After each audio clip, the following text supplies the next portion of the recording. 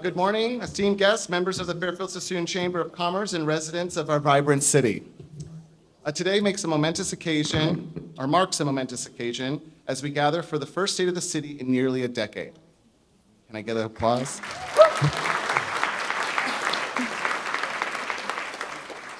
This event, hosted by the Fairfield Sassoon Chamber of Commerce, signifies not just the renewal of a valued tradition, but also the strength and unity of our community. The Chamber's pivotal role in making today possible showcases our commitment to fostering a strong partnership between the city's business community and the municipal leaders. Through events like these, we ensure transparency, accountability, and direct engagement on key issues facing our city. Our gathering this morning is a testament to the remarkable achievements possible through the collective efforts. It underscores the dynamic partnerships between the Fairfield Sassoon Chamber of Commerce and the City of Fairfield, serving as a beacon of collaboration. Dialogue and progress, this partnership not only propels us forward, but embodies the essence of what we stand for: unity, strength, and a shared vision for the future of our community. As we move forward, let us embrace the opportunities for collaboration and impact. Together, we are setting the course for Fairfield's future to ensure its bright, prosperous, and inclusiveness. Now we'll proceed with our program. I have the distinct honor of recognizing the dignitaries and special guests among us today. Their presence is not only honors us and this event, but it also reaffirms the importance of their commitment in achieving our shared goals. So, work with me here. I got this handwritten. So if I butcher anything or don't get it right, forgive me. And if there's anybody that we miss, please stand up. I'll give just a moment for you to do that, and then we'll absolutely be happy to recognize you. And then as I call you up, if you want to stand and wave, you're welcome to do that. So we'll go ahead and start with the U.S. Congressman John Giamonti's. We have Lois Cross.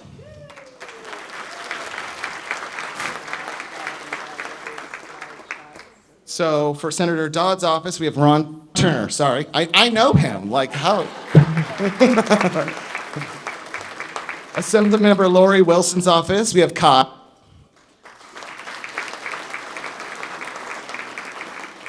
At Travis Air Force Base, we have Brigadier General Derek Salmi.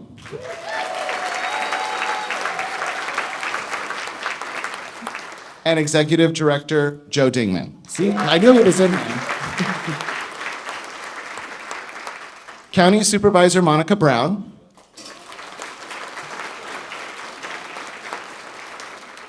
And Fairfield City Council Vice Mayor Pam Pertani. Council will be Rick Vaccaro,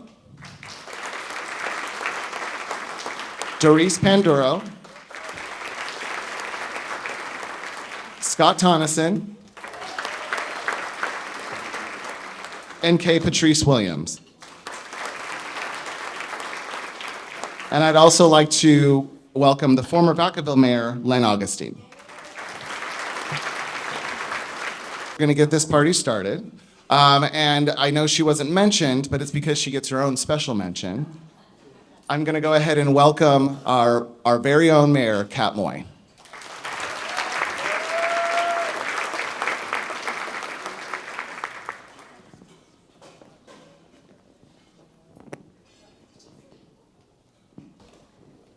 Good morning. What a great turnout. And thank you to the Chamber for hosting this, and to our great staff in Fairfield, who never gets enough credit for everything that they do. We have 600 strong out there working for us, some 24 hours a day. So I want to give them a round of applause right now.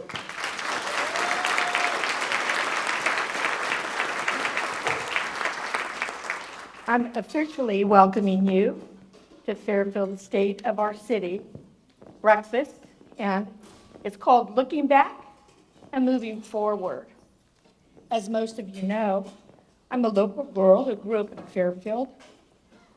To be able to stand here today as mayor, it's actually beyond words.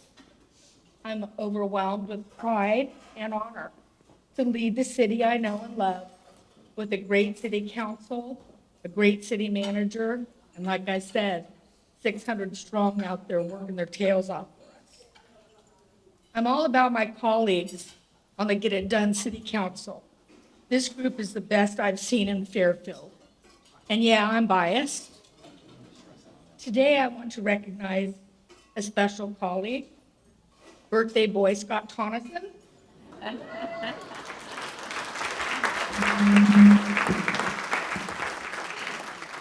It's not that easy. We're going to sing for him. Stand up, Scott. Happy birthday to you. Woo! Happy birthday to you. Woo! Happy birthday, dear Scotty. Happy birthday to you.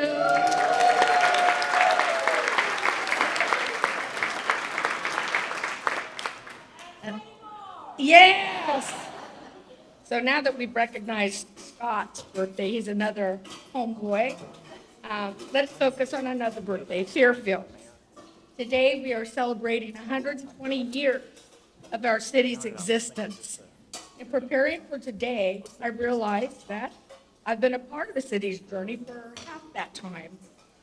Now I'm one to hang on to tradition. I'm very traditional. I'm not a proponent of too much change too fast, but I appreciate the fact that it's needed to keep pace with this ever-changing world, our economy, and our future.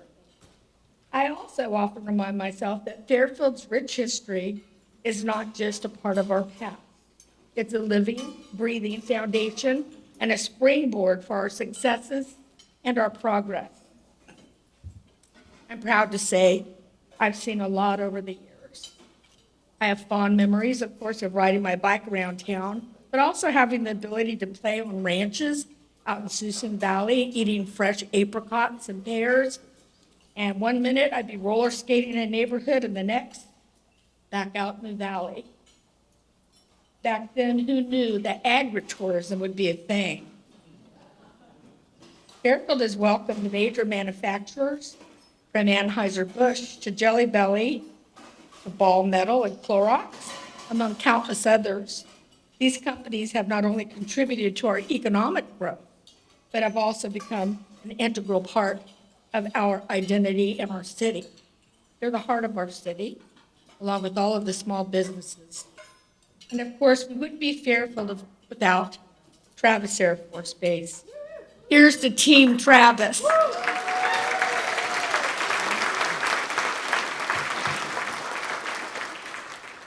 We must continue to balance legacy and change to ensure that Fairfield continues to prosper through revitalization and innovation.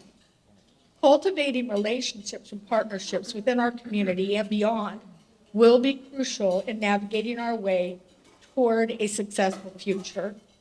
One vision that really takes my interest is the heart of Fairfield, specifically downtown, and bringing it together with Susan Valley to support our farms and our entrepreneurs, both in the valley and in downtown and around our fine city. While we have all been seemingly focused on our pursuits, it is time to come together, really. A oneness to showcase the region's greatness to the rest of the world. We have been known as a bedroom community in the past, but we offer much more now. We have a thriving job market, a skilled workforce, and a diverse community that is the envy of many. We are located at the intersection of world-renowned universities and have our own excellent college right here in Fairfield. Let's take pride in what we have achieved in the past. We look forward to the many milestones for the future. I'm really excited for today. The city manager and I took over leadership in Fairfield with this great council a year ago. We've accomplished so much, along with leaders of business, education, agriculture, Travis, our residents, and of course, our great employees. City Manager David Gassaway will present the specifics in today's State of the City. But first, I'd like to introduce our distinguished guest, Jerry Nickelsburg. Jerry traveled from Los Angeles to provide a little insight into our economic climate. Nickelsburg, Dr. Nickelsburg, that is the faculty director of UCLA's Anderson Forecast, a leading unbiased economic organization that has focused on global, national, state, and local economics for more than 70 years. He holds a PhD in economics and specializes in monetary economics and what is that? Econometrics. I can spell it, but don't say it, too many syllables. He also plays a key role in national, state, and regional economic modeling and forecast, and he's going to tell you what that means in English. Welcome. Let me come on down.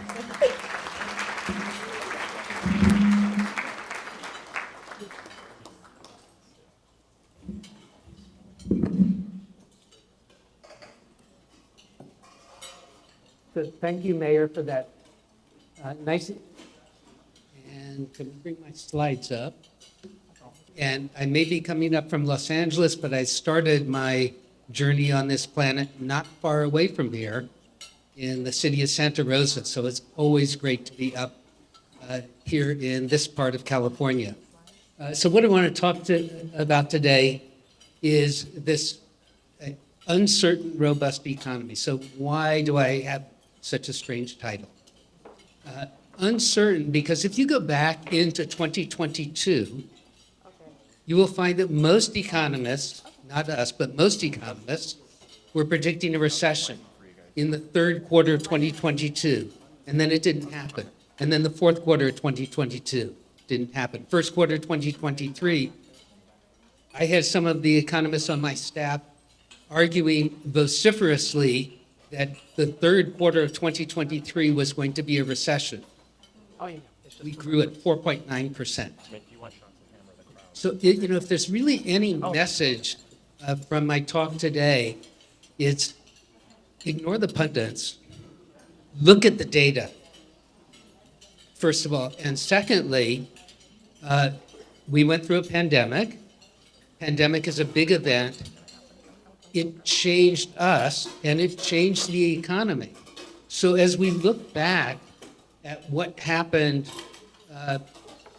prior to the pandemic and look at that data, it's not going to be as reliable a predictor as it once was. And so we need to look at the data and really understand it. And I want to talk a bit about that. So the roadmap for today, and I can't see that, but I know what's coming up. So we're going to talk about the macro economy.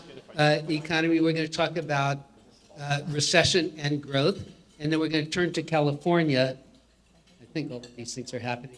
Turn to California and then a forecast for California. So let's start with the macro outlook. And the slide you see here, the black line are actuals and the red represents the forecast. We were high relative to other economists for the third quarter of 2023 and the fourth quarter of 2023, and we were low relative to the actuals. The actuals were 4.9% and 3.3% outstanding economic growth. But there's a reason why we were on the high side, and that was that the data were indicating that we would have solid economic growth. And I want to show you why the data shows us that. We have 2024 as being a relatively weak economy in terms of economic growth. We might be too low. In fact, our next forecast, which is coming up next month, we're going to raise our forecast, but not too much, but we might be too low. And the reason's twofold. One is the long interest rate, the 10-year interest rate. We have it 5% in our forecast, and it doesn't want to go to 5%. It loves 4%. And so a lower interest rate means more investment and more economic growth. And the second is we have oil prices, petroleum prices, in the low 80s. And in spite of OPEC, they don't want to be in the low 80s. Texas is saying, if you put oil prices in the low 80s, we'll keep pumping. And so oil prices are in the 70s. that also lower energy costs means more economic growth. But there's some things that are happening in the economy that are not negative, but only because, I thought I had something else there. Because we're at 3.7% unemployment, it's hard for the economy to grow much faster. We're at full employment. And you grow when you have more people entering the labor force. We have some of that with immigration happening now, but we don't have a lot of it. And so we're getting a slower growth, so a little bit more of a trend growth. And this chart that you see here, the blue are actuals, and the reds are our forecast, and that dashed line represents the trend from 2018, 2019, adjusted for the fact that millions of boomers retired in 2020. So, why did we have that happening? In 2008, 2009, 2010, when these boomers were ready to retire, they looked to the equity in their homes to retire, to use as their retirement savings. And how much equity did we have in our homes in 2010? Not much, right? Maybe negative. And so they didn't retire and they stayed in the labor force. You fast forward to 2020, they're 10 years older and they have a lot of equity in their homes. And so they retired by the millions, and that reduced the capacity of the economy to be at that trend line. If you put the trend line, moved it up a little bit. So we're at trend or above trend, and because the slow growth in our forecast for this year, we're going to dip a bit below trend and then come back up to trend. Oh, there's the unemployment rate. So one of the factors in the economy is inflation. And we think a lot about inflation. But if you actually look at the numbers relative to inflation in the last few months, in the last 6 months, we've had very little inflation in our economy. In fact, when it comes to goods, as opposed to services, we've had deflation. Prices have gone down. But if you look at this is the metric that appears in the papers. And so we have headline inflation, that's that black line, and we have core inflation that takes out the more volatile food and energy. And you can see they've come down by quite a bit. It's been a little sluggish of late. And there was a Wall Street Journal article when the new numbers came out for January yesterday, and inflation didn't go down. The Wall Street Journal said, oh, this is problematic for the Federal Reserve. Because the Fed has been saying that unless we get to a 2% inflation rate, they're going to keep raising rates.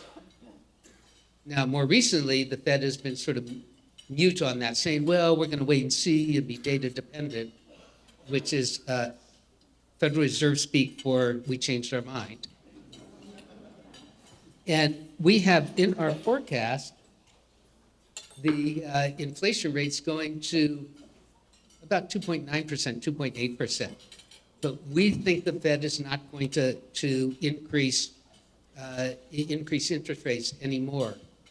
So why the disconnect? What is happening here? What explains this? And I'm going to show you a chart that is that you're not going to be able to read very easily, so let me explain it. The way in which those numbers are calculated is a survey is done of American households all across the country as to what they spend. And then every month, the Bureau of Labor Statistics sends people out to shop for those same goods. And they don't buy the goods, but they price them. And then the prices are weighted by the amount, by the proportion of our average household budget. And so on this, alcohol, for example, we know alcohol prices have gone up by quite a bit. But alcohol for the average American household is a very small part of their budget. For some households, it's a lot larger. But on average, it's smaller. And so what you see here is the impact of each of these items in the average household budget on the inflation rate. and some are negative and some are positive. You kind of go over there and you see nothing much is happening in inflation except the last two that are there. The first of those is something called other transportation. And you probably are thinking of that, oh, those are those airline tickets. Actually, airline ticket prices have been going down. This is all in automobile repair and the insurance to cover it. And the reason is not because of the price of auto parts. The reason is that we're driving very different cars today than we used to. We have self-driving or driver assist. We have electric cars, and they are much more expensive to repair. It's really kind of the difference between like an iPhone 15 and a flip phone. They're different products. And just to give you an example, I don't know, has anyone here had to replace a windshield? Lots of people. And okay, so this is really gonna resonate with you, I think. I had to replace my windshield, a rock hit it, was this whole spider thing going on. And so I thought, I'd call my insurance company, they'd send a guy out to my house, pop the old windshield out, put the new one in, $350, and we're done. No. You have to go to a shop with a specialized technician who can remove the sensors, put the new windshield in, that's the $350 part, put the sensors back on, and calibrate them. Mine was $2,700. When I've asked this of other groups, it's been like $1,500, but my insurance company paid for it. So, but that has raised both the cost of automobile repair and the insurance to pay for it. Increases in interest rates is not going to change that. In fact, as we move more to newer cars, that's going to persist in this metric. And then the last one is shelter. And the way in which shelter is calculated is it's the average rent that people pay. So if you have a mortgage, you're not in this. It's the average rent that people pay compared to the average rent they paid before. Now, rents aren't going up. But what is happening is that we rent apartments and houses on long-term leases, some of which are rent stabilized. And as the long-term leases expire, where people leave rent stabilized units, they're now repriced at today's price. Higher interest rates are not going to change that either. And so it's going to take time for that to work out of the system. Now, the Fed knows that. So they know that everything that they were trying to affect, they've affected. And that's why, they're saying, oh, we're going to look at data rather than is the inflation rate, the metric has to go to 2%. And so we have the Fed funds rate is basically constant because of the weaker economy and slightly lower inflation. We have the Fed lowering interest rates late in the year. This is an election year. Who knows when they're going to start lowering rates? But we don't have them lowering it very much. And then the other line you see here is the 10-year. And we have the 10-year going to 5%. And it doesn't want to go there. But that's our interest rate forecast. But we don't have rates coming down by very much. Now, going back to, we really have to look at data. And this is the yield curve. And I'm sure that you've heard that when the yield curve inverts, we're going to get a recession. Well, if you look here, I don't know if you can see, but there are very few shaded areas, which are the recessions. And so now I'm going to ask you to think back to your statistics class. I know it's painful. But the one thing that you probably should have taken away from that is if you have a very small sample, doing inference is really hard. And if you have a sample size of 7, you really can't do inference. That's what you have with this yield curve. Plus 1, 1995, when the yield curve inverted and we didn't get a recession. All the inverted yield curve means is that people in financial markets think that interest rates in the future are going to be lower than today. That may be because of a recession, but it doesn't have to be. And the yield curve inverted and is now 20 months inverted, which is by far the longest it's been inverted. The other thing is you look at where it's below the line, and they all look pretty different. So we can kind of ignore that and really drill down on data that's going to tell us about a recession. And recessions happen typically, invariably, when you have overproduction of something. And those are going to be durable goods. And we want to take a look at that, at these interest-sensitive sectors. And so the first one is going to be housing. And again, this is a matter of looking at the data and trying to understand the data rather than, what you're reading that makes good headlines. So what you see here is home production. Home production is a big deal in the U.S. economy. And we have here something called what I call the pandemic surge, and that's because of migration. And we had a lot of migration. Also, for those who didn't have home offices, sitting on your bed with a laptop open for 8 hours a day, not so much fun.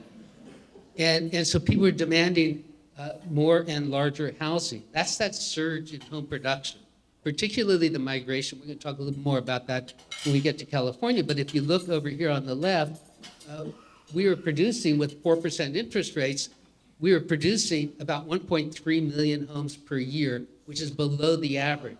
And today with 6.5 to 7.5% interest rates, we're producing above the average at 1.5 million. And part of the reason is that those who are locked into 2.5 to 3% mortgages, you're not selling your homes. But the economy is booming, and people can buy homes even at 7% mortgage rates. Where are they going to find homes to buy? Right? Newly built homes. And that's something that I know you're experiencing here, that the demand for those newly built homes has resulted in builders saying, we're going to build. And so interest rates went up, but the housing market didn't tank. And of those recessions that I showed you, kind of the 10 recessions since World War II, most of them were because we overbuilt homes. We haven't overbuilt homes. Not in California, but not anywhere in the country, except maybe Youngstown, Ohio. So another interest-sensitive sector is automobiles. We haven't overbuilt automobiles. The age of our fleet is getting older, and automobiles wear out. Those of you that have teenagers, automobiles wear out even faster. I've noticed that, since my children are grown, my car lasts a lot longer. But we haven't overbuilt. We started to come back to normal, but then we had a chip shortage. And so there's still unmet demand, and auto production will increase as the auto manufacturers are able to increase their production. So that's not turning down. And then if we look at durable goods orders, durable goods, so this is business investment. It's up. It's at record levels. Now, it's not increasing faster, and one of the reasons is we don't have enough factories. But durable goods orders are up, backlogs are going up. And I think I have, yeah. And so this next slide shows you the response to that. We have industrial policy in the US today. We are building factories all across the country. And those factories are going to come online. That's going to be employment, good jobs, and it's going to increase growth in the economy. And so the other thing that we want to look at is consumption. And this is going to go back to the pandemic and what the pandemic has done. So if we put a trend line up here, we see that we're above trend in our consumption. This is adjusted for inflation. We are above trend, and we're moving away from trend. And the reason is that the pandemic really changed us. We're not as willing to wait till 2030 to consume. We want to consume now. Our preferences with today versus the future have shifted towards today. And we see that in our own lives, but it's true all across the country. And so I gave a talk to a group of seniors early November, when all of the pundits were saying it's, inflation's up and it's going to be a really tough holiday season. And so I asked the following question: how many of you are going to spend less because the economy is really tough on your grandchildren for the holidays? Not a hand went up. How many are going to spend more? Every hand went up. That was my non-scientific survey that said we're going to have a record holiday season, which we did. And so consumption is up. You'll read in the paper today about the latest retail sales and how it's down in January. But if you look at the data and say, why is it down? It's down because those who are not fortunate enough to live in California are in polar vortexes and the like, and you don't go outside to shop, but look for that delayed consumption to happen kind of later. Because in the West, consumption is actually up. So it's really weather related. Okay, so moving on to this. It's no secret it's a more dangerous world. And defense budgets are going up. That's going to impact defense durable goods, and that's disproportionate to California and a couple of other states. So California, Texas, Georgia, Connecticut, that's where most of those defense durable goods dollars go, a bit to Missouri also. So it's not widespread. It disproportionately affects us in California. And so we can see more defense money coming into California. In addition, our allies also are increasing their defense budgets. And about 40% of that, when it comes to durable goods, comes to the US. Much of that comes to California. So that differentiates us differentiates us from other states. So for the US, we have a strong economy. Yes, interest rates have probably slowed growth a little bit from what it otherwise would have been. But 3.3% growth, that's pretty good. And we have industrial policy, we have an infrastructure bill, we have higher defense budgets, all of which add demand to this economy that has 3.7% unemployment. So the data tells us the following, that a recession is coming, because it eventually does, but not in the near future. Okay, so let's turn to California. And what I want to do with California, first of all, is talk about this. I love this magazine cover because it obviously was done by somebody back east. So it says California Leaving Special Edition, right? So California Leaving Special Edition. Now look at the cover. These people are supposedly leaving California with their U-Hauls. Look where they are. They're in Big Sur. They're not leaving California.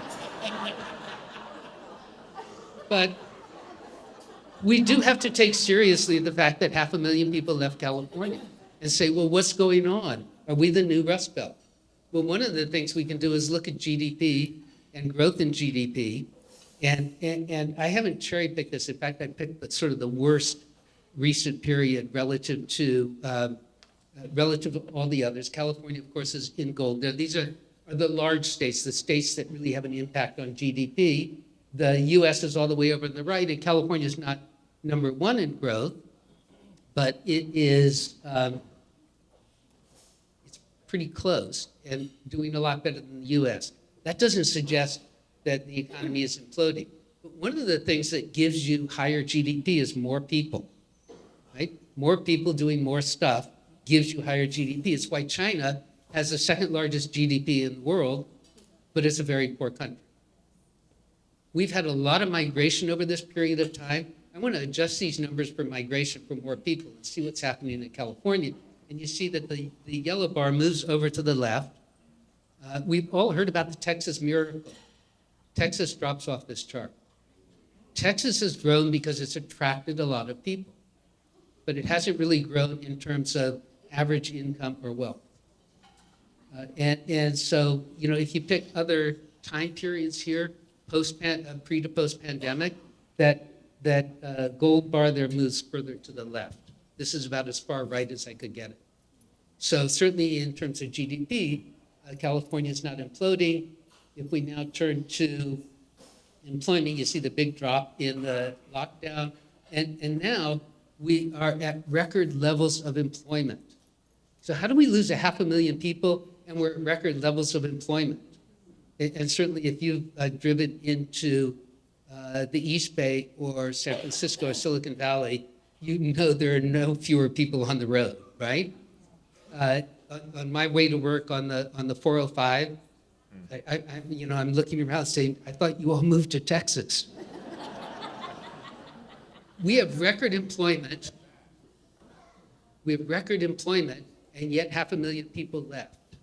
What's happened in our elementary schools? We've lost children in the elementary schools. What has really happened here in California is that lower income Californians with larger families have decided correctly that in other parts of the country, they can have a better life. And so they moved. And they freed up housing units for people who have more education, more skills, higher incomes, who can afford them, who have moved in. But those folks have smaller families, may not have children, so it's 1, 2, 3 household sizes shrunk. But the number of jobs is now at record levels. Okay, so, and if we look at this, I'm gonna just, because it's a little hard to see at the back. So this is since the pandemic, and there should be some red ones coming up there. What has grown in California? Logistics, technology, construction, durable goods manufacturing. What is in red here is wholesale trade, and part of that is the chip shortage with automobiles and information. And the information is going to flip around because this is because of the strike in Hollywood. So Hollywood is in information. You didn't know that Barbie was information, but Barbie is information. So let's turn to manufacturing, something that's really relevant for here in Solano County. We are building factories all over California, and I'm just gonna, this is just a sample. I want to go through these quickly. We have Tesla. Now Tesla has a big factory in Nevada and outside of Austin. So they know about business friendly, and they're building a big factory in Lathrop. Why are they doing that? Well, let's just kind of go around the map here. So we have in Roseville, Bosch is building a semiconductor factory. We have an EV charging station factory. I think that's in Hayward. We have in Palmdale in Southern California, an $80+ billion airplane manufacturing program that's just started, the B-21. And then the last one that I think is really telling, this is a company called Scorpios. They make semiconductors. That is not a California factory. That's a Texas factory. That factory closes as soon as their Temecula, California factory opens. And I was speaking with a manufacturer who's building a new factory in Orange County, California. And what Orange County, California, you've heard of this place called Texas, right? Why Orange County? And the answer, and I said, this is really relevant for us here today. The answer is that California has a deep pool of sophisticated, technically qualified employees, and you find it nowhere else. And you find it because of the university systems, the 2 university systems, but more importantly, you find it in the community colleges. And that's crucially important. Yes. That's crucially important for attracting these good jobs. Because if you look at the 5 of these, they all require technologically trained people, right? It's no longer Rosie the Riveter, it's Rosie the robotics technician, right? And so that's important. That's what we have here. And for growth and good jobs, to kind of keep those folks in California, to keep our kids in California, we need to keep fostering that. Okay. And then what do we have here? We've all heard that tech is imploding and it's 2001 again. This is tech employment. Squint, you can't see the layoffs. What has happened? Tech companies are mature big tech companies, so Google, Facebook, et cetera, mature companies go through restructuring after they've grown very fast. That's been going on, and then so then they shrink, they get rid of things that are not profitable. And the reason why this flattens out is that other tech companies are growing, and they're hiring those people. As soon as that labor pool is soaked up, they'll be hiring again. But we're at record levels of tech employment, and we're not worried about this because venture capital is coming into California in a big way. And if you go down this list, most of these are California. The top one is, of course, the Bay Area, but also Orange County, Los Angeles, and so on. And the other business unfriendly states, Massachusetts and New York, are also up there. And one reason, and this really affects your area here, is AI. No one wants to be left behind in AI.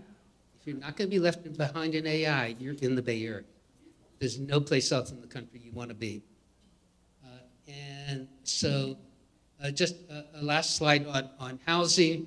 And we talked about this housing production. We're well poised to increase housing production, which brings us to the summary that California is disproportionate relative to the rest of the US, and we expect it to grow faster going forward. It's going to be slow in this coming year because the US is slow. And then I'm going to give you a couple of numbers. Oh, and we have our issues, our perennial issues, but they're really not unique to California. Okay, so then just to wrap up with a couple of numbers, what we're looking at in our forecast is when we get to 2025, we get back to kind of normal superior growth here in the state of California. And okay, and this is a picture I took very close to here. This is the Sac River. Okay, and that brings me to the end. Thank you.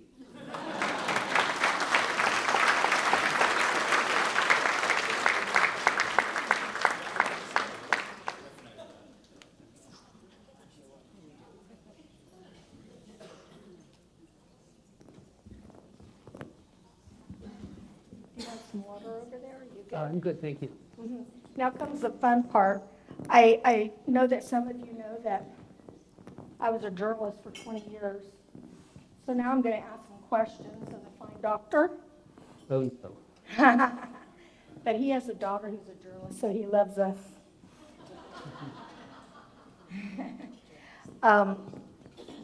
So based on review of the data, which you do a lot of, and what you hear in the business community, do you believe that fully remote work is here to stay, or is a hybrid work world the new normal, or what? So that's a great question. Let's take fully remote work. If you are fully remote, so you're in Grand Junction, Colorado, and the only time your employer sees you is when you're in a little Hollywood Squares box, there are two important implications of that.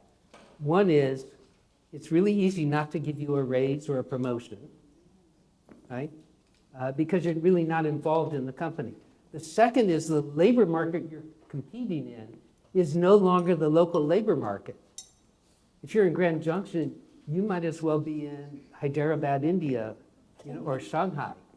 And that means that the pressure on your wages is going to be fairly severe. So remote work, it's going to be that remote work which you can't take out of the US. Some of the finance work, for example. But remote work is kind of a passing phenomenon in the sense that everyone's going to be remote and the like. Hybrid, however, is part of our changed way of doing work. So one of the things we discovered was that there's some of the activity that we do in our jobs that we don't need any, it's when we close the door to our office and said, I don't want to see anybody because I really have to get this presentation done or this analysis done or kind of whatever I'm doing, that we can do at home so long as we don't have kids and dogs and a refrigerator that are interfering with that. And so we're going to a 3 to 4 day in the office work week, maybe even to a 4-day work week. So hybrid is certainly here to stay. We've learned new ways of doing things. We have new technologies that make us efficient at that. So, but if you're giving advice to your daughter or anybody else who you love, everybody here, because you love them all, That's you would correct. tell them to get face-to-face with your boss if you want to raise. Oh, I mean, absolutely. You need to be. No Hollywood squares. Right, you need to be in the office, interacting. Now, I mean, there are a couple of really, it's not just that you want to raise. There's mentoring that goes on. There's creativity that goes on. There is, kind of developing that corporate culture. It means a lot, and I think we didn't think of this when we all started working remotely, but it means a lot to be walking into a building that has the name of your organization on it.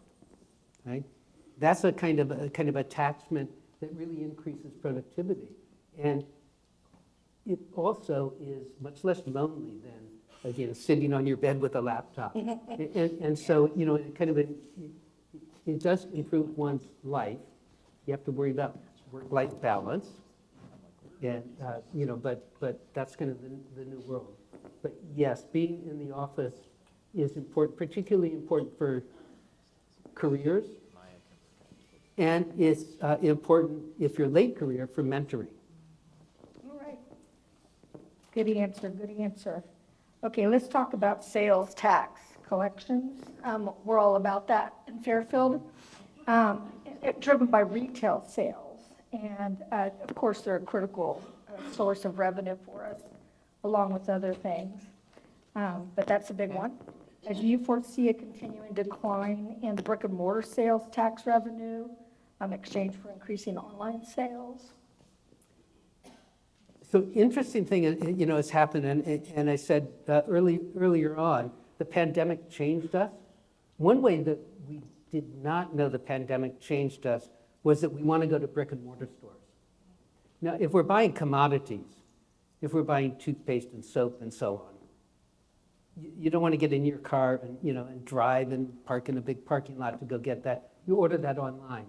But other things, especially in experiential retail, we basically crave that. And those brick and mortar retailers that are offering that are doing well, and doing extraordinarily well, much to their surprise. And so brick and mortar retail is not dead. In fact, we're seeing now new investment in brick and mortar. That's great to know. We have a 1980s mall here, and it's having some problems now. I love that mall. I worked there when it first opened, so that's how old I am. But that mall is old, and we're going to, with the new owners, we have a whole new vision of it, and that is to bring people there, live, work there, entertainment. Older people, younger people like to live there, eat downstairs, go shopping. That's what we're looking at. That's what our vision is, the council's vision. So I know that I miss going to shop when I do the online thing, but I try to go to the places here. It makes me happy to run into people and talk to them. I always spend an extra hour because people are asking me about barking dogs and things like that next door. So it's therapeutic, and it's also business-wise smart for me. But yeah. Right, exactly. And, even if we don't know the people, Right. and they're not asking us about barking dogs, Right. we want to be around people. Yes. We know we want to be around people, and so that kind of vision, where it has been applied and and it's existent, those companies are seeing record foot traffic and record sales. Amen to that. As far as Fairfield, Solano County, when it comes to attracting new businesses and expanding our economic development, what do you see as a good strategy for that? Just between you and me, because we're right here. Because Fairfield, if anybody is outside of Fairfield, close your ears now. Okay, I- go ahead. I mean, I think you're going to hear more about this in the next presentation by David, but you know the slide that I showed you on factories going up in this business unfriendly state all over the state? And you know, you have an outstanding college here, and so the things that you can market in terms of technologically sophisticated manufacturing, and that brings good jobs in. And you know, whether that's within the city limits or the county, if you'll notice where those new factories are going up, they're not going up in sort of Los Angeles, south of the mountains. The Los Angeles one was in the high desert. The Inland Empire one was in Riverside County. They're in the kind of the Central Valley and Lathrop and so on. So this is actually the prime area for that kind of growth. Okay, you heard it here. Tell it to everybody else, because we want to move it in here. So what I want to do is just wrap up here and let David take the stage here. But I'd like you to just, I know you're not going to be able to do this, but one or two words describe the outlook of our economy. You can make it 20 if you want. Yeah, so I'm a professor. I can't do anything in 1 or 2 words. But I'll try and keep it short. If you look at the data, we have not overbuilt really anything. We have an economy that is growing. We now have more immigration, so we have a population that is growing. And we are the only country that really has been growing significantly since the pandemic. And there's nothing in the data that tells us that that's going to stop anytime soon. Right? And so I think the outlook is actually optimistic.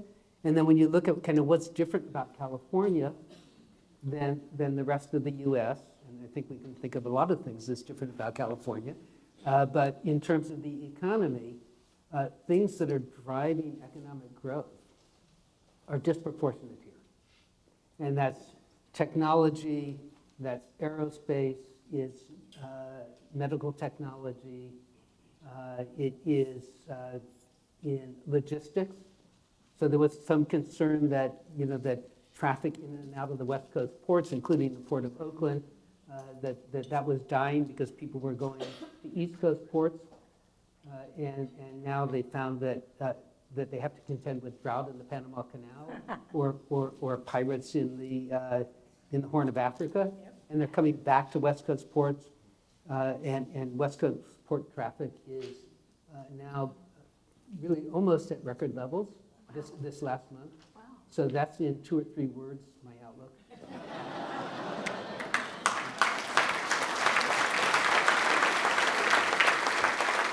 Well, I guess we should say we're thankful for the pirates, as long as they're not hurting anybody, so we could get that back over here. I thought it was all a bad thing, but there's always a good side, so thank you for that. Right, sometimes really bad things have unintended consequences. Yeah, I see that. Thank you, Doctor. And we'll go have a seat, and I guess we'll go back to the table, and I'm going to introduce, you all know him, David Gassaway, the great, our city manager. He's going to come on up here. That's what he's doing.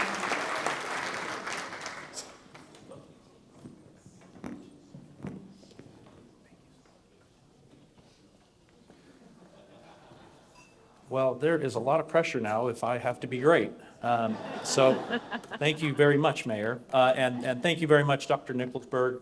I was fortunate, I heard him speak at the League of California Cities back in, I think, September. And I thought that, the way in which he and his team down at UCLA are looking at economics was very apt for the way that we want to be data-driven and looking at things here in Fairfield. I got you, Bill. All right, that's me right there, David Gassaway. So good morning, everybody. Thank you all so much for coming out. I want to thank Jared and the Chamber of Commerce for partnering with us on this and putting on this wonderful event. As Jared mentioned, it has been quite some time since we've done a state of the city. And I lost my mic. Oh, no, there it's back. Okay. And so I'm appreciative for the partnership that we have with the Chamber in order to put on this event, get out here, give you some economic data, and then now for me to give you a little bit of update on what's going on with the city. I'd also like to thank our city council. They really have set a very high bar in leadership for this organization. They are the Get It Done Council, which I appreciate because I like to get stuff done.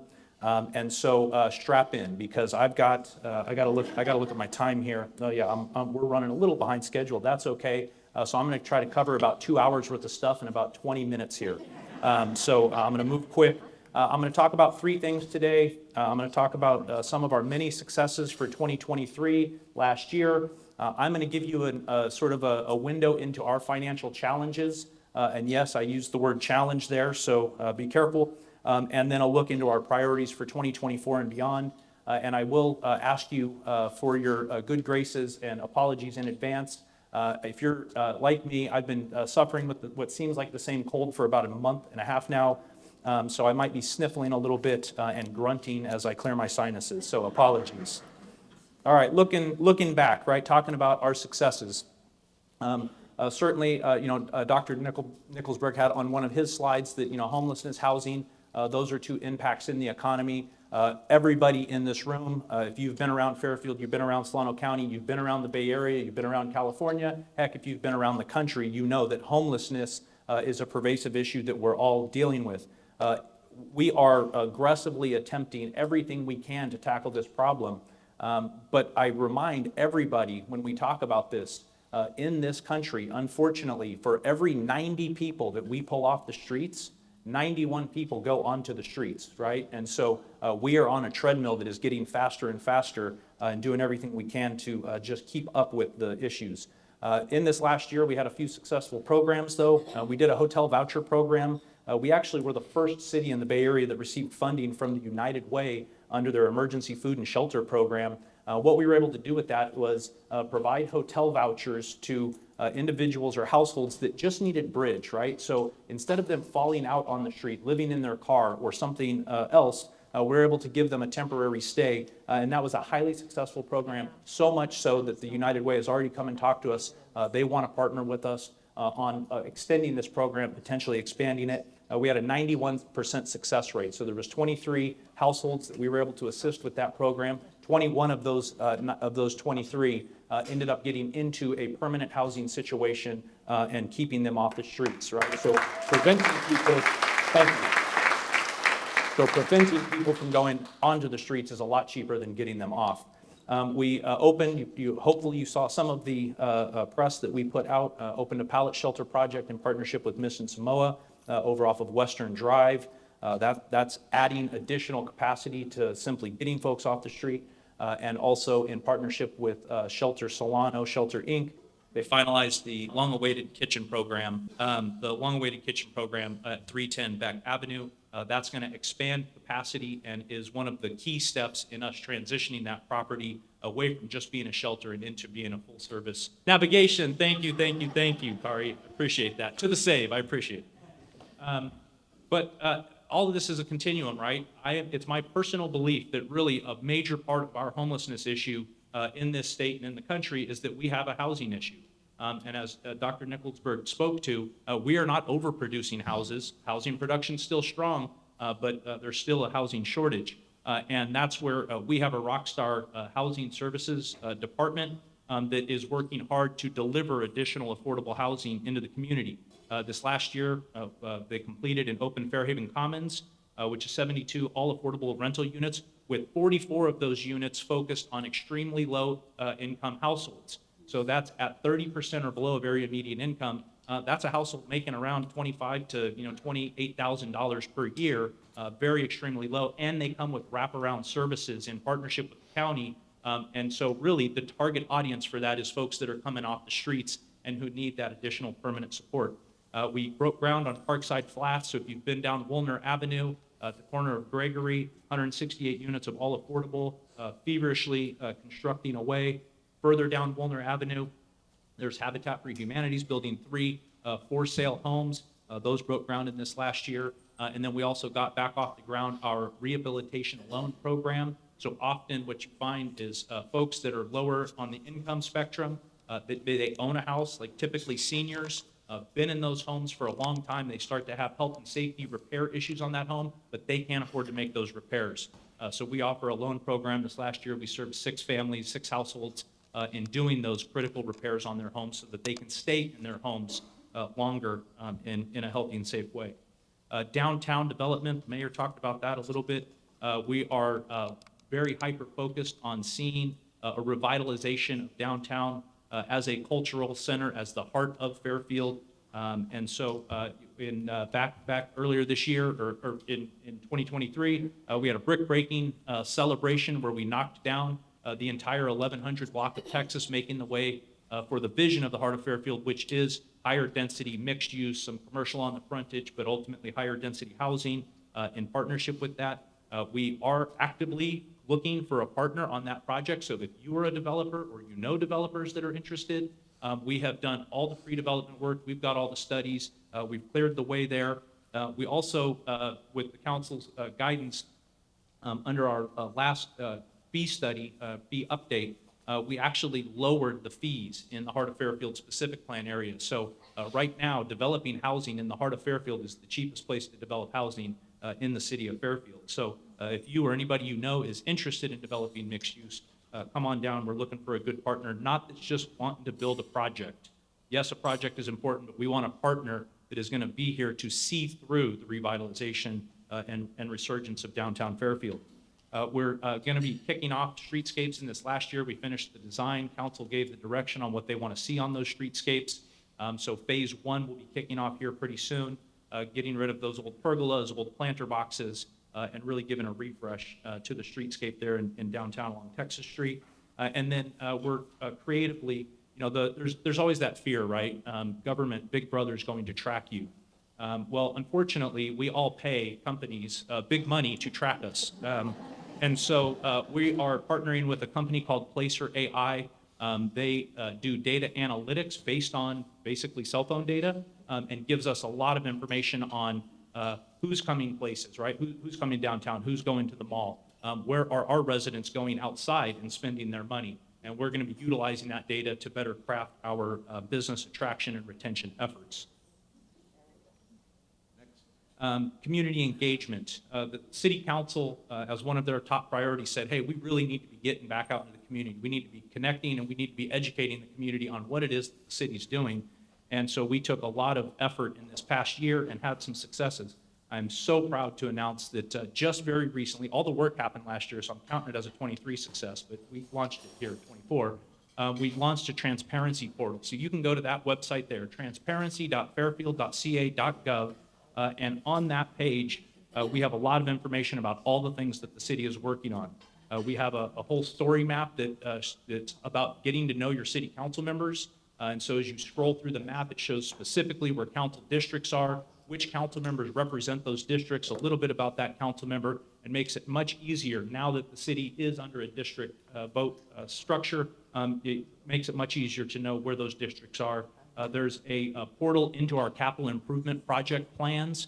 Again, a GIS map, it's interactive. You can drill down 141 capital improvement projects on our CIP. You can click individually on any of them and find out what's the schedule on that project, what's the financing mechanisms, who's the lead on that project, and what are the details on that project. So, information available to the public, and it also on the back end helps us then to manage the chaos that comes with managing a city. And so that's there. And then we have performance reports. So each year as the council does their strategic planning, goal setting retreat, we come up with plans on how we're going to deliver on that. You can see what all of those items are, what the status are. We'll be updating that quarterly. So that's there for anybody to check out. We will also be building off of that. There will be more components coming this year and in future years. We've also had a lot of efforts out of our police department in particular to get out and engage with our business community. We hear of some of the safety concerns that are out there.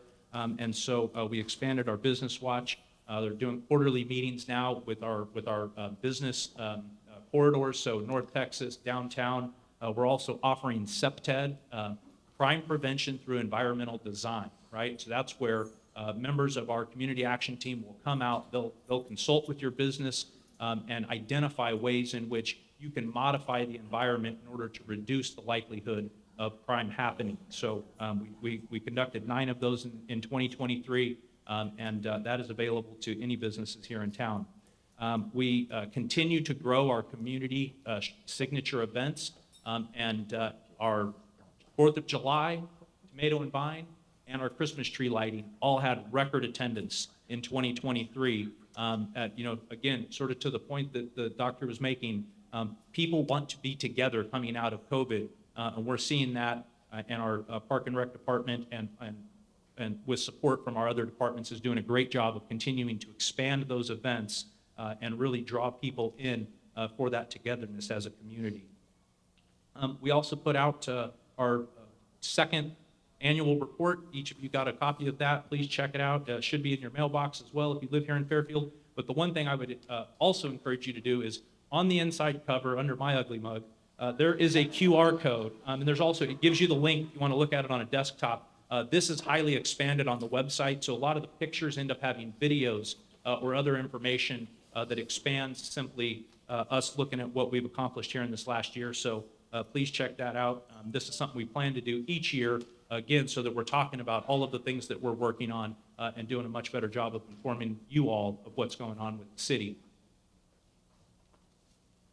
Quality of life, I'm going to split this into 2 buckets. The first is going to be on the infrastructure side.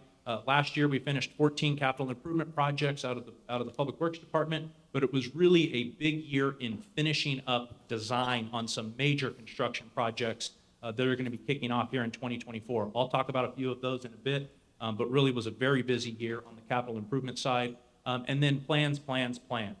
And so water master plan, we are working to look and study, okay, what is our water infrastructure, right? That is the most critical resource that any community needs, especially in our boom and bust drought cycles here in California. We are fortunate that for decades, Fairfield has paid close attention to our water infrastructure. So by doing this master plan, we're really assessing what is it that we need in order to continue to sustain our water resources well into the future. A lot of that legwork was done last year. That plan will be wrapping up here in just a few months. We also have our park recreation and open space master plan. Again, it's been a long time since we looked at all of our park and recreation assets. What are the conditions of our parks versus what should those conditions be? What does the community expect of our park and recreation offerings? And what do we need to do in terms of investment in capital in order to maintain our park and recreation services and programs well into the future? A lot of community outreach last year, sort of at more of the refinement stage right now. We hope to be bringing that for final adoption with City Council in July of this year, which also happens to coincide with National Park and Recreation. Imagine that. So then, of course, the general plan, years in the making, but last year we made major headway. The council identified their priority plan. You can go to the Fairfield Forward website. That's up there. I won't dive into that. But lots of legwork happened last year, and I'm thankful to the City Council for their guidance in coming up with ultimately what is it that we want to see for Fairfield into the future. And now we're doing a lot of the legwork here to finish that up this year. The second half of quality of life that I'll touch on is public safety. This last year, we did a major shift in the way that we do crime reporting. And so we're on more of the leading edge now in terms of how we're looking at data related to crime. And that is the National Incident-Based Crime Reporting System, or NIBRS. That is a vast departure from the long-used UCR, Uniform Crime Reporting Structure with the FBI drives for all agencies. So ultimately, we could have a 1-hour symposium on just what that means, and I'm sure Captain Collins in the back would love to lead that symposium for you. But in the end, what it means is crime often under UCR is very rolled up to say here was one crime that happened, but that one crime could include multiple incidences and multiple victims. And so when you look at crime reporting data, UCR simply doesn't give you enough information to understand what are actually the impacts of crime, not just how much crime happened. NIBRS gives us that. It's a much more in-depth reporting system. The one challenge, though, that NIBRS creates for us in this first year is you can't compare data. So we can't take 2023 data, compare it to 2022, and tell you what you really want to know, is crime up or down, right? bear with us. This is one of those portals that we're going to be adding to our transparency portal here in this next year, where we will then have routine updates to that NIBRS data. So anybody can go in and you can go pull a report on exactly what's happening in terms of criminal activity and response here in the community. PD also then shifted using data, again, data-driven management. PD shifted the way in which we do our shift modeling to put more patrol officers on the streets at the times when more crime was happening. And so by doing that, we're shifting, right? We don't want to just be responding to crime, right? That's not a great way to be. We want to be proactive in preventing crime. And so that was a major shift for us.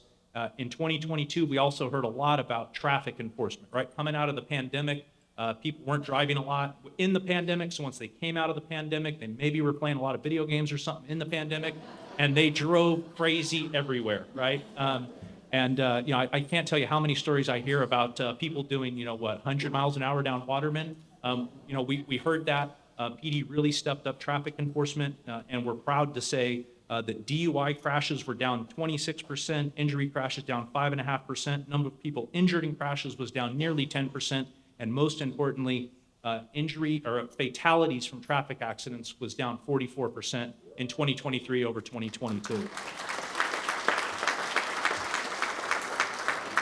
So the few of you in this room, and you know who you are, that called me about getting a ticket, just know that was to save lives, right? Okay. And then the last thing I'll touch on public safety was WestNet. And WestNet it's really our alerting system for the fire department. And this has been a few years in the making. We finished it up here. WestNet is a much more sophisticated way of alerting our fire department personnel and preparing them on their way to an incident to respond to whatever that incident is. So imagine, right, it's the middle of the night, you're asleep, and then there's just a loud alarm that shocks you awake. Now imagine doing that multiple times a night, multiple nights per week. It is really hard on the body, on mental health, and really the data says it's really hard on the heart.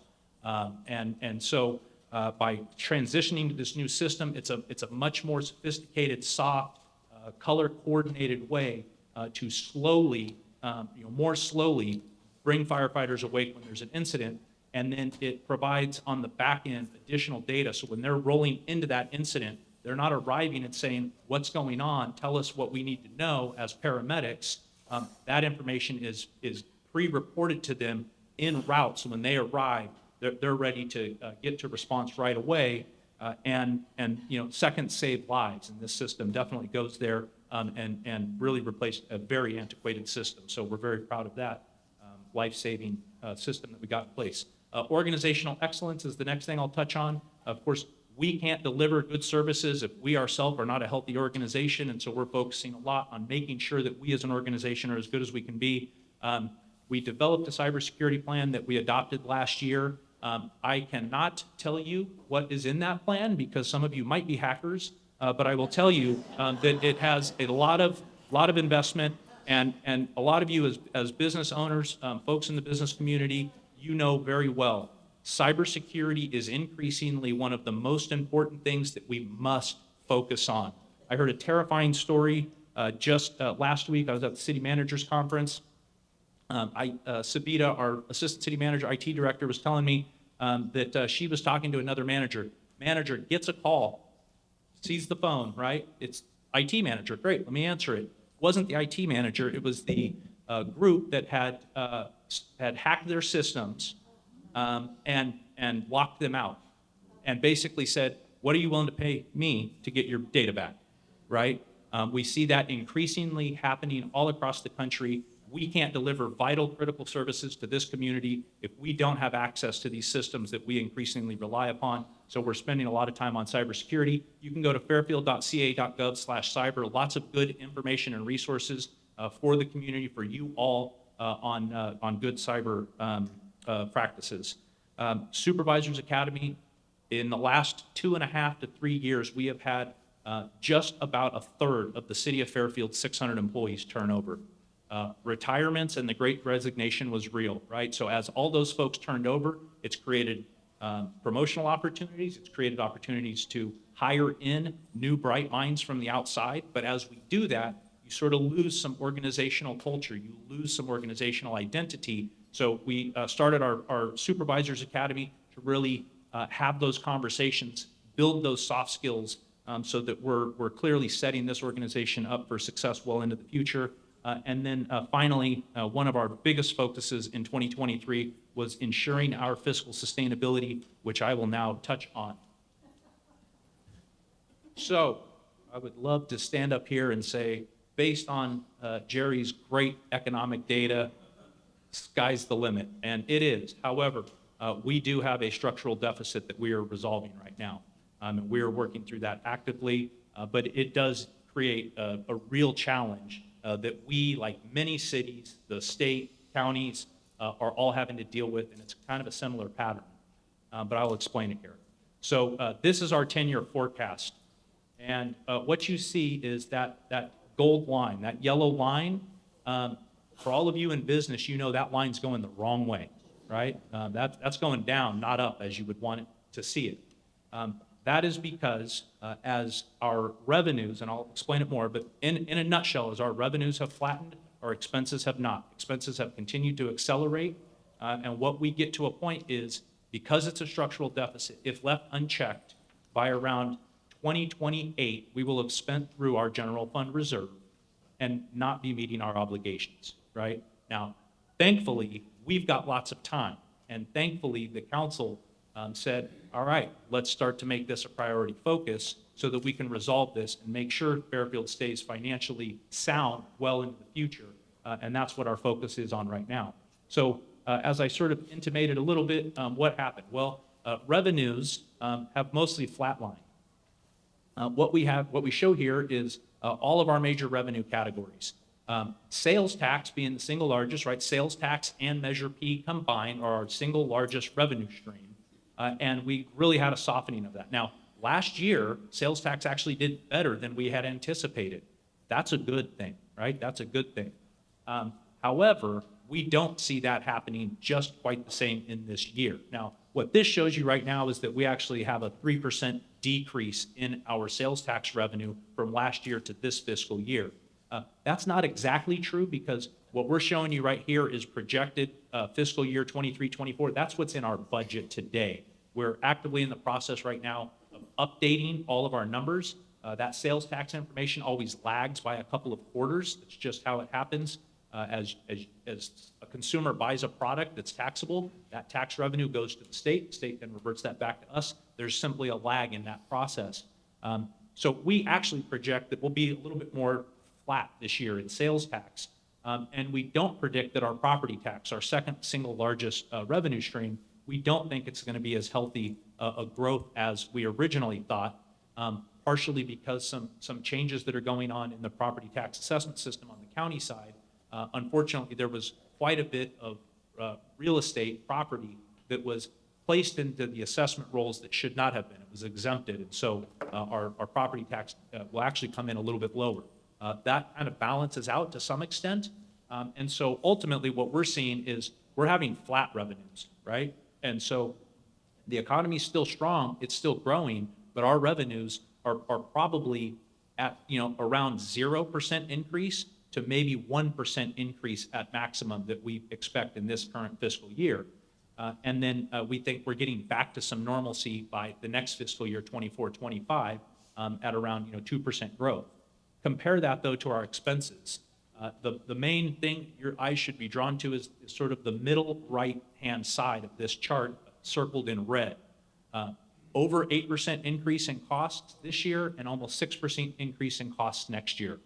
As you have flattening revenues, but your expenses continue to climb, that's what creates a structural deficit, and that's what we're in the process of solving for. You'll see down on it says net surplus deficit, that line right there, you see some red parentheses numbers. Anybody in finance knows those are bad. So that shows a deficit of $13.5 million this year, growing to $20 million next year, and that is structural, right? That's not because As you just heard from all the economic data, that's not because we're in a recession and revenues are down. That's because increasing revenues in prior years caused increases in expenditures that are now starting to catch up with us right as revenues start to flatten. We in government are really good at being just a little behind the curve, and that's exactly what you're seeing here in terms of that disparity. So what are we doing about that? Well, we went to council last year and said, well, what do you want to do about this? We've got some options. Do you want us just to cut our way out of this, right? A great recession, a lot of organizations. Unfortunately, this one had to cut its way into a balanced budget. Any governmental entity that has practiced just severe austerity in order to balance budgets has realized that doesn't work out well in the long run, right? So thankfully, council said, no, we're not just slashing with a hatchet here. We said, do we want to do a big revenue measure, right? We want to touch Measure P or take a look at a sales tax measure, sort of that one fixed solution. Council said, no, that is not what we want to do. We can't find ourselves for the first time in a little bit of financial challenge and immediately rush back to the voters and say, hey, bail us out, right? Again, right move. I agree with them on that, and I'm glad that was where they didn't want to go. What they did say was, well, we've got to right-size ourselves, right? We got to go for more of a hybrid approach, balanced on both sides of the sheet there, revenues and expenditures. Let's find those areas where we can mildly increase revenues and those areas where we can reduce expenditures. And that's what we've been in the process of doing and are continuing to do right now. So on the expense reduction side, there's a whole variety of ways that we're doing that. We have a new financial system that's allowing us to shift the way in which we're doing payroll and accounting, and that's been worth its weight in gold in giving us data to better understand exactly how we're spending money. So we're fixing some of those practices. We are we're going through service level reviews, and most importantly, process optimization. Private sector, you all are great at continuously looking at how can we shave cost out of what it is that we do. Government side, we're not as good at doing that, but we're having a conscientious effort in order to focus on how we can be most efficient in delivering the services to you all. We have some internal service fund areas where we're looking to reduce credit card fees. We're, I think, the only government agency that I know of that right now you could walk in and pay for just about anything on a credit card, and we eat that processing cost. So we, council just last week adopted a resolution starting May 1st of this year. Those credit card processing costs will be passed back on to whoever is using that credit card so that the taxpayers aren't eating that cost. That saves about $200,000 per year. And then we are really focusing on budgetary controls, right? How is it that we can better manage our expenditures to ensure that we're not overspending? On the revenue side, we're going to be looking at our business licenses. We'll be coming back to council here within the next 2 months with a range of options on our business license program to look how we can modify that. We are pretty far behind the times. We haven't touched that in about 3 decades. And if you compare Fairfield's business license costs to some of our neighboring jurisdictions, we are much lower than those other jurisdictions. So we're going to be looking at that. We are going to be looking at a transient occupancy tax measure.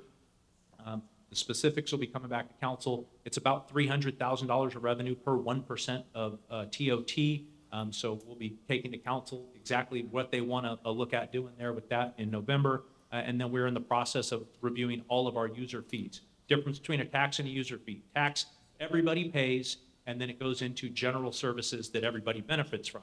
A user fee is you only pay for it if you need it.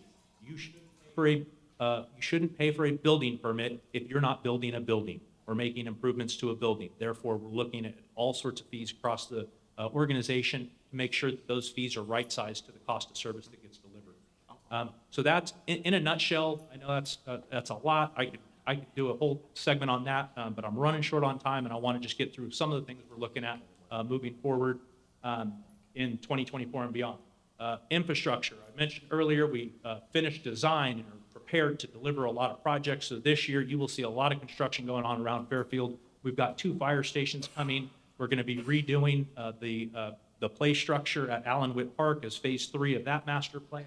We're going to be building a new park on 2030 West Texas. For those long timers, you know, it used to be a bowling alley. For the last few years, it's just been a vacant property. That is going to be a park. It's going to have a community center. We're partnering with the county. It's going to have a First Five Center there and really inject some new life into that part of town that needs it.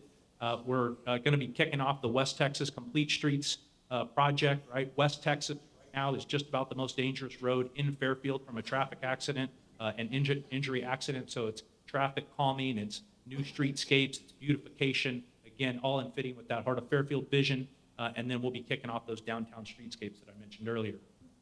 On the homeless housing side, we're going to be continuing to work with Cap Solano Joint Powers Authority. We should be proud, right? I don't think we do a good enough job around these parts of celebrating the great innovative work we are doing.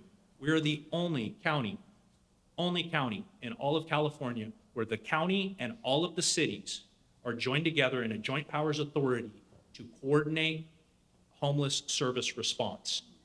That, thankfully, to our legislators in Sacramento, Assemblymember Wilson and Senator Dodd, has gotten their attention. We're in talks with them right now about how we might be able to pilot funds in order to help Cap Solano really take off and better coordinate those services across the county. We're going to be kicking off a street outreach team. We're going to be kicking off a street outreach team of social workers, caseworkers, so that doesn't all fall on the police department. Much more cost-effective and improved way of doing that. We're seeking a pro-housing designation. There's only 31 right now cities in California that have a pro-housing designation. We're seeking to be the 32nd. Of those 32, 10 of them are all of the large cities. So we would be in very rarefied air once we get there. What's that do? That puts us at the top of the list for funding to bring in more money to build affordable housing. And then we're also going to go back out to try to package the money in partnership with the developer for Tabor Commons, 67 all affordable units on East Tabor, right next to the new park we're building, right? Kind of coordinating this stuff pretty good.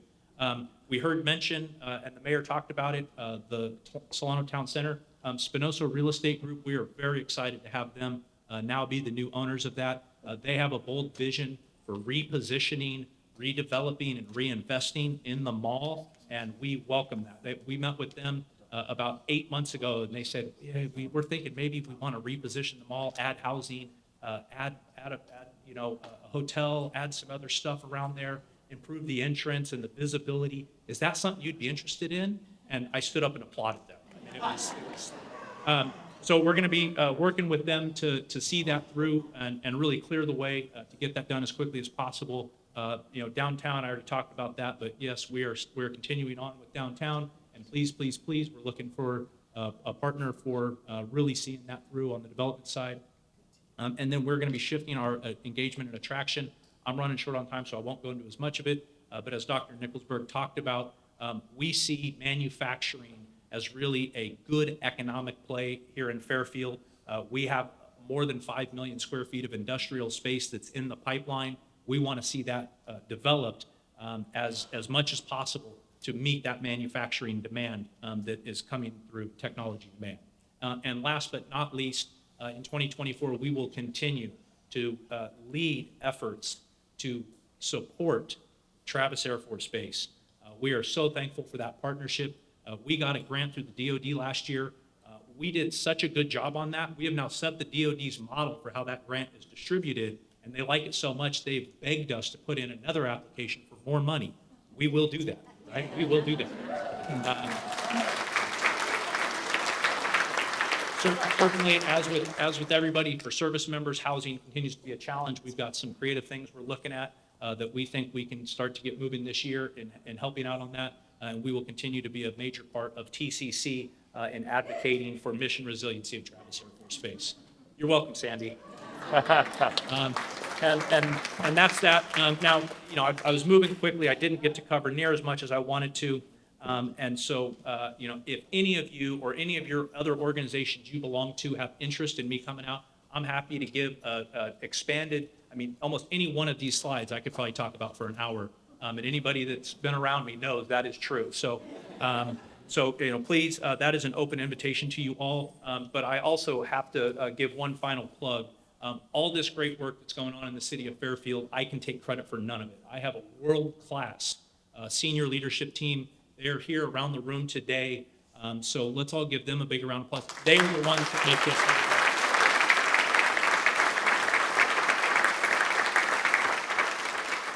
And with that, what I would propose, since we're about 10 minutes left, and I know Jared and the chamber, they've got some stuff to talk about, I'm going to dispatch with the Q&A. I'm happy to stick around after we end today to answer any of your questions, but to get you out on time, I will now just turn it back over to Jared.